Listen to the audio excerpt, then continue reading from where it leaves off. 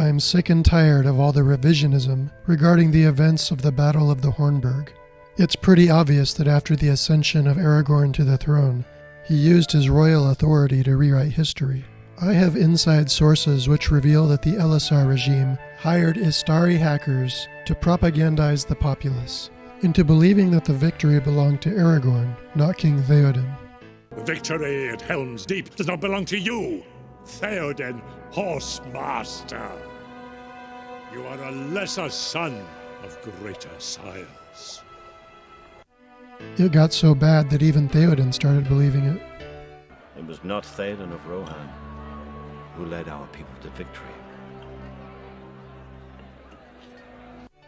What is needed is an objective examination of the actual facts by a man with the strength of spirit to resist the sway of Saruman's silver tongue. That's me. When we first see Theoden, he is under Saruman's spell, which allows Wormtongue to control him. He's not welcome. Why should I welcome you? Gandalf frees him and gives him back his sword. So of course the first thing he does is look for the traitor.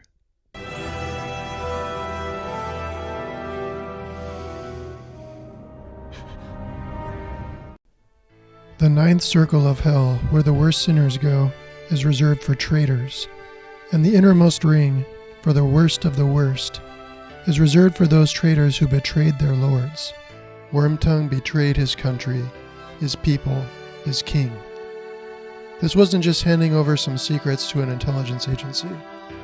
He is actively working for an enemy that is on the verge of wiping out the human race. Wormtongue is a traitor in a war of annihilation. This is the worst of all capital crimes. And this is the Hall of the King. But what happens when King Theoden attempts to bring this sniveling cur to justice? No, my lord! No, my lord! Let him go. Enough blood has been spilled on his account. What? For one thing, Aragorn has no authority to physically restrain the King of Rohan in his own hall. When last I looked, Theoden, not Aragorn, was king of Rohan. By the grace of Eru Ilúvatar, Theoden is king of Rohan. His forebears have held the kingship for over 1,000 years. His will is the sacred law of the kingdom. It is the king's divine prerogative to repay treachery with holy justice. Aragorn's interference was worse than foolishness. It was sacrilege. His reasoning is equally ridiculous. Enough blood has been spilled on his account. So I guess the logic is, if you kill enough people, we can't kill you. So not only do they not kill him, they let him go free without any punishment. Let him go. No, my lord Aragorn. Let him go.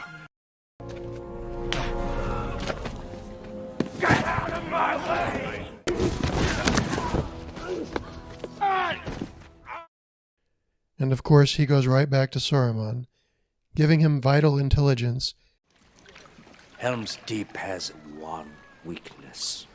which gets hundreds of the good guys killed.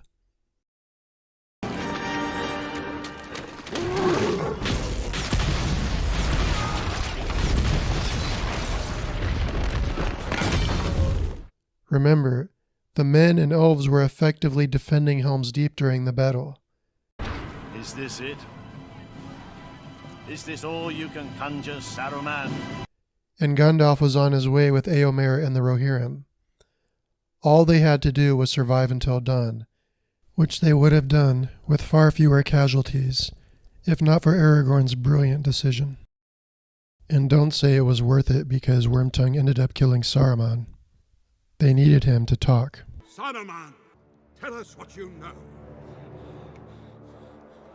You withdraw your guard, and I will tell you where your doom will be decided. Of course, the whole issue would have been moot if Theoden had bowed down to the peer pressure of Aragorn, Gandalf, and Gimli, because everyone would have been dead. I will not risk open war. Open war is upon you, whether you would risk it or not. Unless there's some kind of fortress he could retreat to. Ride out and meet him head on.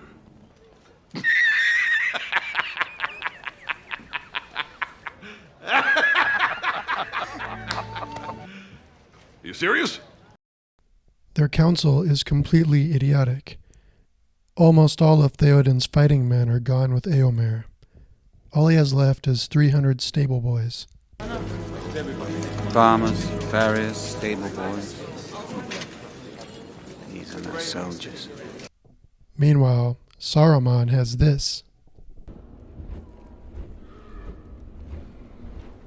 10,000 Uruk-hai. Out in the open, Theoden's forces were nearly wiped out So few of you have returned. by a scouting party of like 50 orcs.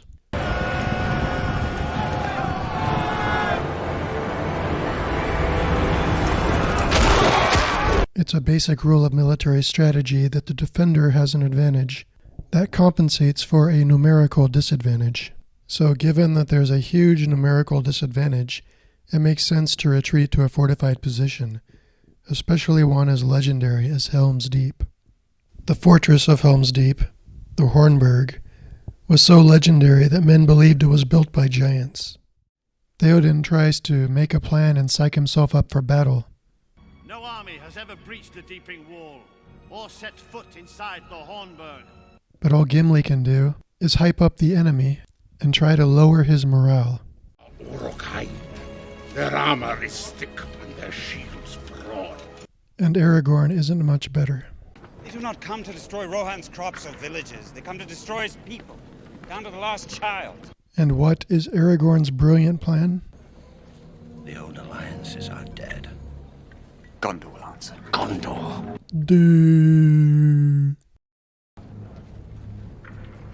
We are alone. So yet again, Theoden was correct and Aragorn was wrong. So, to sum up, it was King Theoden's strategy to retreat to a legendary fortified position that saved Rohan and ultimately Middle-earth, a strategy that was opposed by Aragorn, Gandalf, and Gimli. And the only thing that went wrong during Theoden's flawless execution of this strategy was due to Aragorn's blunder of letting a known traitor with vital information retreat to the enemy's camp. So don't believe the propaganda, King Theoden. Some of us still remember who the real hero was. Theoden King stands alone. Not alone. Go hit him!